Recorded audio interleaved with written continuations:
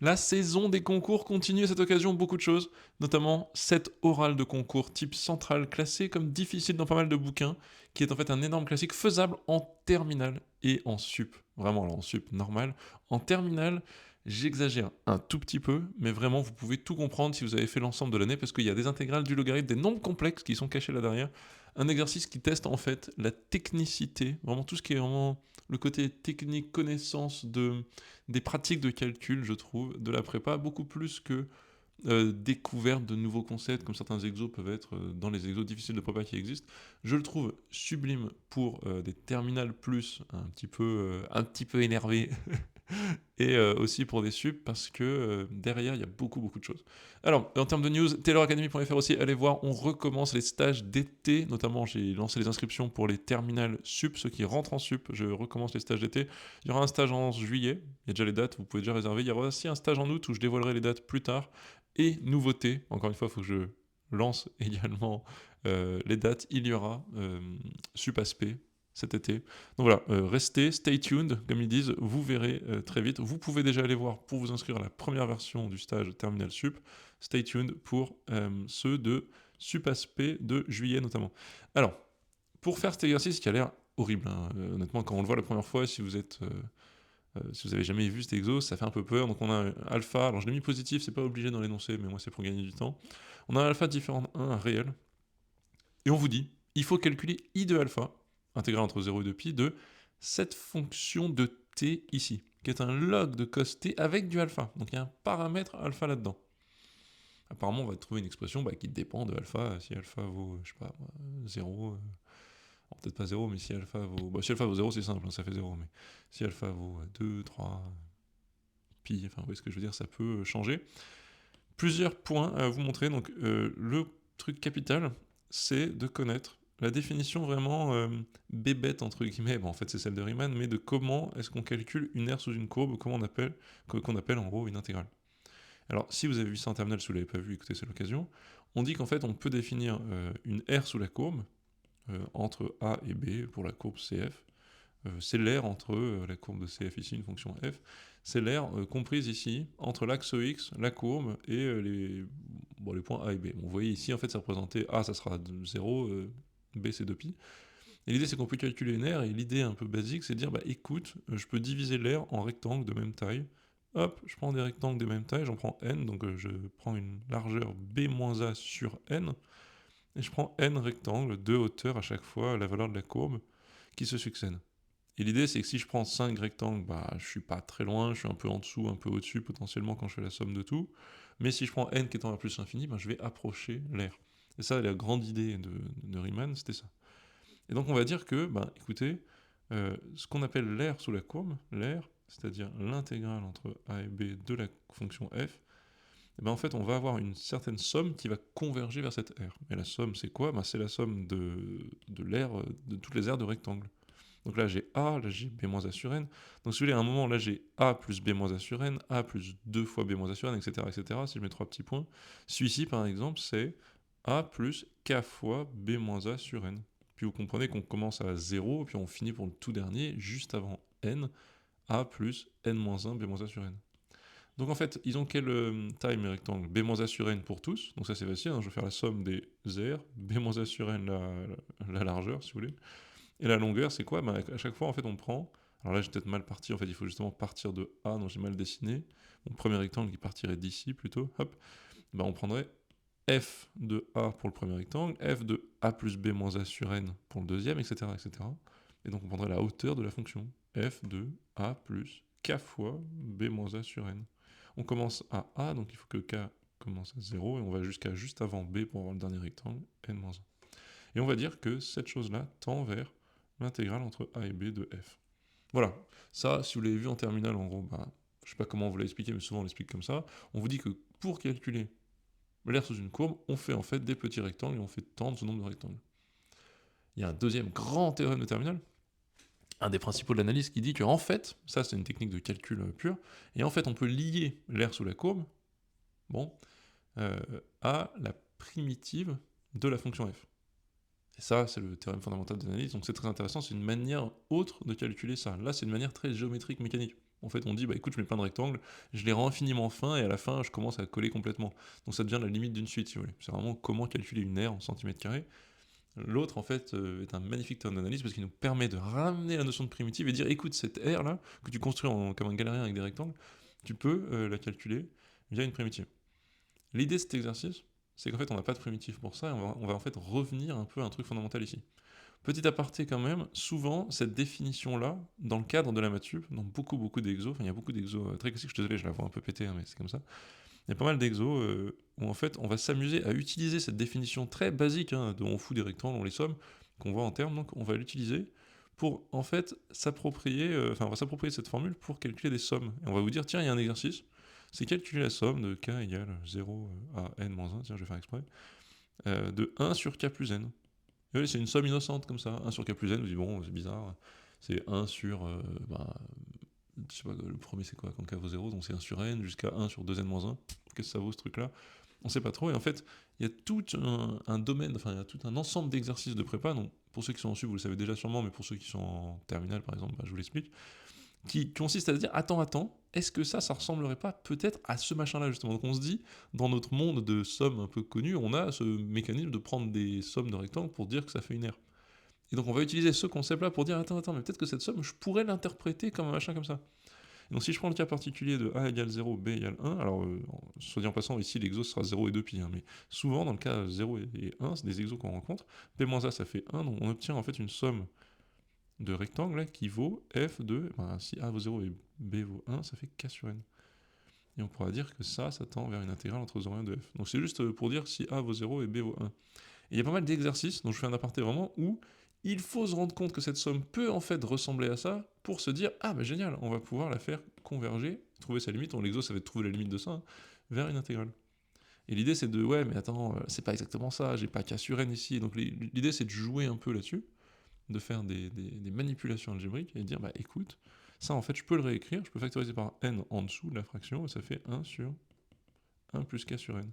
Ah bah si j'appelle ici f de t égale 1 sur 1 plus t, bah j'ai exactement 1 sur n, somme des f de k sur n ici.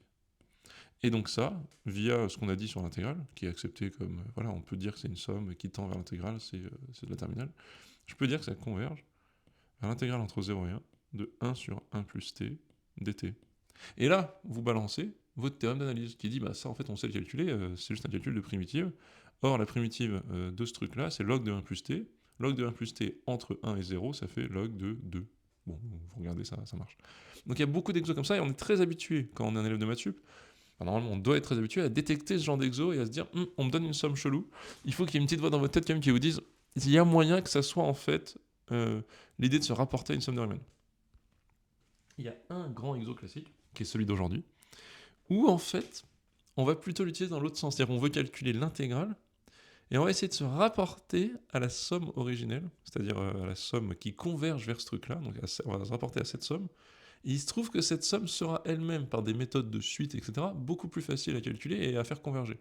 Et on pourra dire, bah écoute, la somme va tendre vers une limite L, or la limite L, par définition, bah, c'est cette intégrale, et donc par unicité de la limite, on aura l'intégrale. Et c'est un exercice très très beau parce que souvent, arrivé à ce moment de l'année, quand vous voyez cet exo, vous avez déjà été habitué à calculer ce genre de somme, et là il y a un petit twist où, ah non, on l'utilise dans l'autre sens. Et peut-être d'autres, hein, mais c'est très très beau. Donc maintenant que j'ai fait tout ce rappel, hein, c'était un peu long, mais c'était nécessaire, on va un peu observer ce truc-là. Réflexe, alors quand je dis que c'est faisable en termes, c'est parce que les outils sont terminales, maths expertes compris. Après, en termes de réflexes, vous allez me dire, bon, peut-être pas évident, mais c'est par contre, élève de sub, il y a des réflexes à avoir. Moi, ce que je mets à tous mes élèves qui sont passés en stage avec moi, tayloracademy.fr, inscrivez-vous ici, au stage pour rentrer en sup, et pour les terminales, pour les gens qui veulent passer de sup à SP, on reverra tous ces trucs-là, tous ces exemples. Pour ceux qui vont rentrer en sup, on commencera cet été à penser en méthode et à faire ce genre d'exo. Et je vous montrerai comment utiliser ce que vous avez appris en lycée pour commencer à construire un esprit de prépa, justement. Voilà, donc inscription, petite pub. Et donc là, en fait, ça, c'est un réflexe qu'il faut avoir. Si vous ne l'avez pas en sub, dites-vous, là, coup de pression, il faut l'avoir absolument. Ce polynôme doit être connu. Alors, si vous voulez, je vais remplacer les alphas par des x. C'est un polynôme qui doit être très connu. Je conseille au terminal de le connaître si vous préparez la sup aussi. C'est en fait un polynôme où on peut reconnaître des racines évidentes, notamment via le fait que ici, devant le x, on a un terme 2 cos t.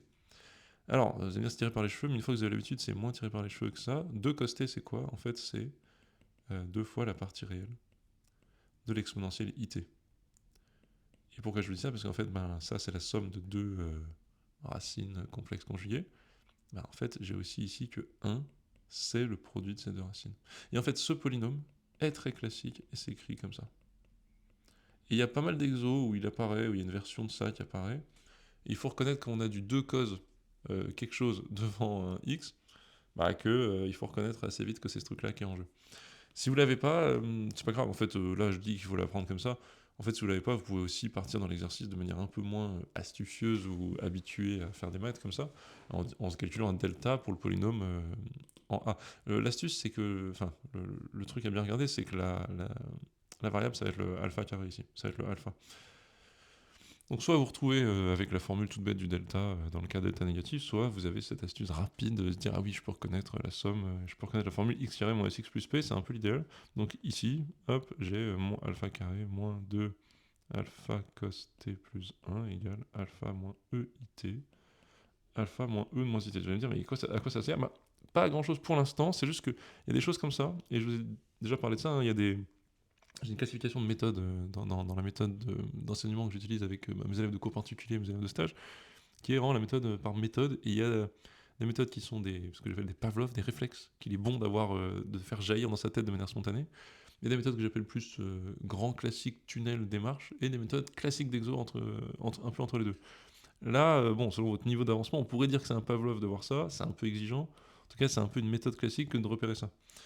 Donc maintenant qu'on a ça, on l'écrit d'un côté et on voit. Il faut que ça jaillisse dans votre tête. Souvent, c'est un Pavlov plus.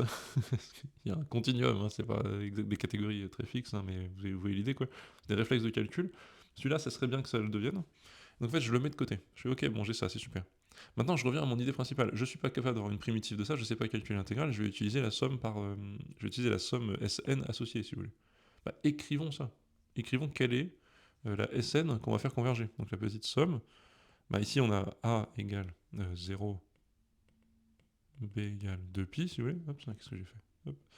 On a A égale 0, B égale 2pi, c'était horrible ce que j'ai écrit. On va dire donc, attendez, la somme, c'est la somme de K égale 0 à n moins 1, de B moins 1 sur n, hop, là, 2pi sur n, je le mets ici.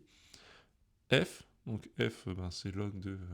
F, cette fois-ci, c'est une... Alors, faire attention, avec... pas s'embrouiller dans les trucs, F de U, c'est ln de alpha carré moins 2 alpha cos u plus 1. Donc je vous ai fait une factorisation en fonction de alpha là-haut, mais la variable d'intégration ici, la variable qu'on applique quand on fait le calcul des rectangles, il ne faut pas se planter, c'est bien t. Donc c'est t la variable. Donc je pose une f de u comme ça, et je peux dire que, ok, c'est 2pi sur n, f de a0 plus b moins a sur n, 2pi sur n, fois k. Génial. Donc ça fait 2pi sur n. On peut dire, si vous voulez, ce Sn, par définition de la somme de Riemann, donc ce Sn tend vers I de alpha. Je le sais. Voilà. On a ça, ça c'est vrai. Toujours. Donc vous avez bien compris. J'ai une certaine somme de rectangles qui tend vers cette intégrale. Quelle somme de rectangles? Celle-ci, avec cette f. Par ailleurs, j'ai un peu commencé à travailler sur l'expression de f par réflexe. Je vous montre un peu comment ça se passe, parce que sinon, si vous dites, attends, on est censé enchaîner chaque étape, c'est vrai que c'est un peu violent. Mais je vous montre comment votre esprit doit être organisé pour pouvoir enchaîner ces étapes en tout naturel. Moi, je propose cet exo en cours particulier à des exercices de terminale. Terminale avancée qui ont fait le programme, mais je leur propose en les guidant, en mettant des sous-questions. Là où il n'est pas facile, c'est qu'en fait, vous arrivez à Central Paris, on vous dit, poum, calculez ça. Mais il faut se débrouiller. C'est ça la difficulté aussi, c'est pas l'exercice en soi, c'est à quel point on vous laisse être indépendant. Donc là, j'essaie de vous montrer comment doit être structuré votre esprit, en tout cas j'espère au concours, pour que vous puissiez appeler à vous les choses en vous donnant les bons réflexes. Mais bien sûr, quand je le fais à un terminal, ou un élève ou une élève de terminale, je donne des étapes. Donc ici, on peut se dire, maintenant, on va étudier un peu cette suite, cette série, si vous voulez, enfin cette somme. Je vais écrire un peu, donc ça, Sn, ça vaut quoi? Ça vaut 2pi sur n, et je vais commencer à remplacer ce qu'on a vu, en fait, k égale 0 à n, log 2, et en fait, 2kpi sur n va jouer le rôle de u, mais de t, si vous voulez, mais moi, j'ai déjà écrit cette fonction, donc je vais pas réécrire ça, je vais écrire directement ça. Et je vais avoir alpha moins ei, oh, 2kpi sur n. Et là, il faut que ça commence dans votre tête à percuter à fond. Élève de terminale, réveillez-vous. Élève de sup, vous n'avez aucune excuse. Log de tout ça. Là, j'ai alpha moins racine énième de l'unité. Alors moi, je vais poser ça égale oméga k. On les appelle souvent comme ça, donc je le pose par flemme. Et on va dire, attends, là j'ai un log de alpha moins oméga k. Ensuite j'ai fois, ça serait donc oméga k bar, si vous voulez. Hop. Mais là, on est bon. Attendez, je commence à avoir des choses que je connais. Quelle est la prochaine étape? Moi, il ne faut pas oublier que je sais que les oméga k, c'est xn égale 1 si et seulement si x appartient à l'ensemble des oméga k appartient à 0, n-1. Ah! Quand j'indexe entre 0 et n-1, j'ai bien n racines énième, je les ai toutes. Donc là, on parle de bien... Oups là, d'ailleurs, il y a une erreur dans ma somme, hein, c'est bien jusqu'à n-1. Quand on fait les rectangles, là, on s'arrête, on prend le premier, on prend celui qui commence à 0, n-1, j'en ai bien n. Là, j'ai donc l'ensemble des racines énièmes qui sont couvertes. Et ça, ce truc-là, c'est une manière de le voir, ce xn égale 1 avec ses racines énièmes, c'est aussi de dire, ça veut dire que le polynôme xn-1 s'écrit comme x moins oméga 0, x moins oméga 1, etc. Il peut se factoriser avec ses n racines. X moins oméga n-1. C'est le produit des x moins oméga k. Entre 0 et n-1. Parce que tout polynôme qui a des racines, on peut le factoriser comme x moins la racine numéro 2, etc.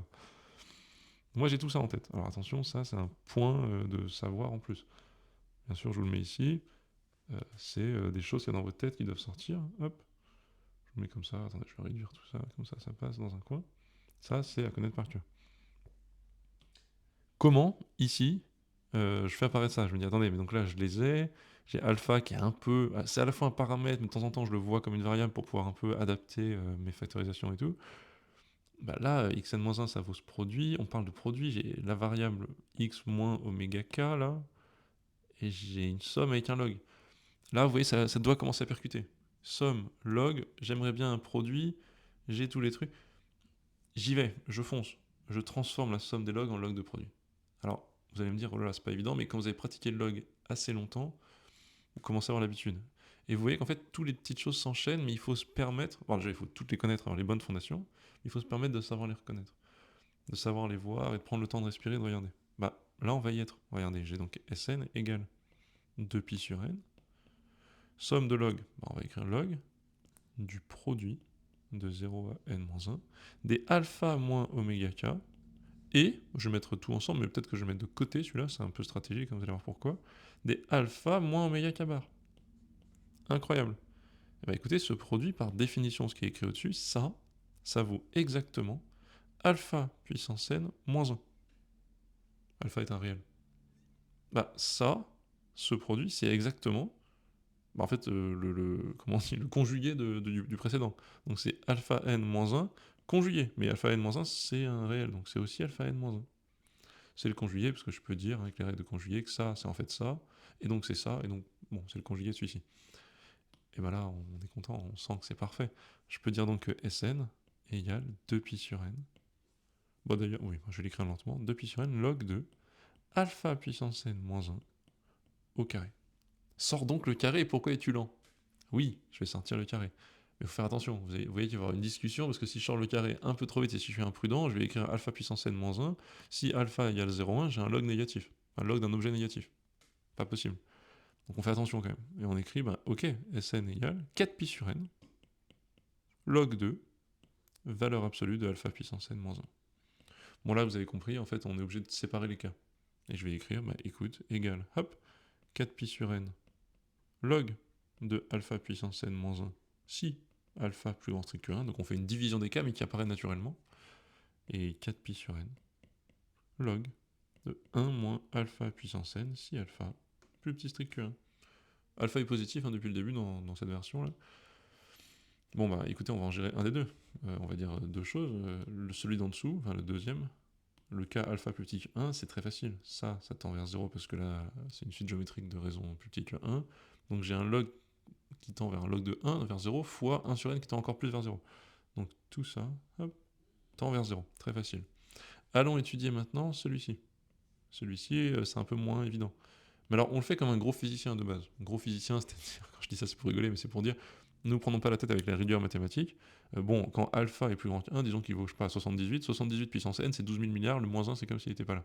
Donc je comprends qu'en fait, je vais avoir n qui se divise ici, et je retrouve avec 4pi log alpha, c'est bon, je l'ai. Comment on fait ça? quand on est un bon élève de terminale, on dit or, on dit qu'on factorise par le terme qu'on a remarqué être le terme dominant. Alpha n, bah, je vais faire un peu lancement, mais 1 moins 1 sur alpha n égale 4pi sur n, log de alpha n, n log de alpha donc, le premier, plus log de 1 moins 1 sur alpha, le tout puissance n. Voilà, même argument que précédemment, hein. Ça en fait c'est une raison plus petite que 1, vu que c'est 1 sur alpha, quand alpha est plus grand que 1. Donc tout ça, ça tend vers 0. Donc ça tend vers 4pi sur n fois n log alpha, 4pi log alpha. Et donc je peux conclure, Sn tend vers, quand n tend vers plus l'infini bien sûr, 4pi log alpha si alpha plus grand strict que 1, 0, si alpha plus petit strict que 1. On a fini l'exercice, parce que de la même manière, on a également Sn tend vers I de alpha. Par définition de l'intégrale de Riemann, on a fait une somme de petits rectangles, ça tend vers l'intégrale du début. Et donc, I de alpha, c'est ça. Ça vaut 0 quand alpha est plus petit que 1, ça vaut cette valeur quand alpha est plus grand strict que 1. Magnifique. C'était le but de l'exercice. J'espère que c'était clair pour tout le monde. Vous avez vu, c'est pas mal d'étapes, c'est beaucoup de chapitres de termes, je trouve ça assez incroyable. C'est donc de l'intégrale, un petit peu... Il n'y a même pas de primitive là-dedans, hein. Donc c'est de l'intégrale, c'est des complexes, du log. C'est pas... Il n'y a rien qui est vraiment hors programme, je crois. Enfin, c'est en limite, bon, encore une fois, pour les terminales, j'abuse un peu, mais élève de sup, vous voyez que c'est vraiment un super exo pour tester tous vos réflexes et toutes vos connaissances fondamentales sur l'analyse et les calculs, quoi. Et donc voilà, très bel exercice, je suis très content de vouloir corriger. Je vous laisse là-dessus. Stage de sup en juillet, c'est ouvert. Et il y a moins 20%, j'aurais dû le dire dès le début, pour ceux qui s'inscrivent avant le 30 avril, avec le code SUP 2026. Je le mets à l'écran. Hop, et bien il n'y a que les gens qui ont regardé au bout qui sauront ça. Ou alors je le mettrai dans la description. Au lieu de faire n'importe quoi. Et voilà, bon écoutez, je vous dis à la prochaine, et très bonne journée.